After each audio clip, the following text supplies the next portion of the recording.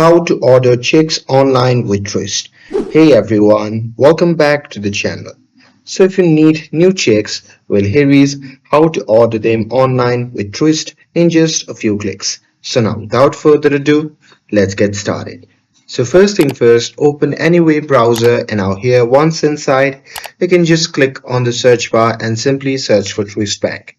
And now here on the search result, just click on the first link and after that you'll be prompted to the official website of the Truist Bank.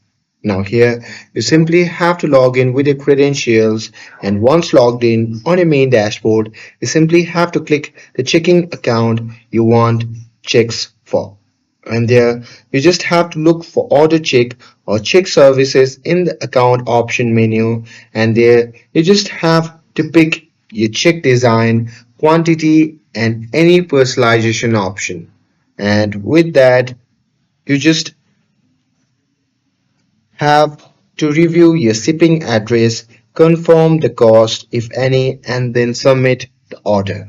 And with that, your new checks should arrive at your mailing address within 7 to 10 business days. And that's it. Ordering your check online and skipping the trip to branch with the Truist is simple and easy.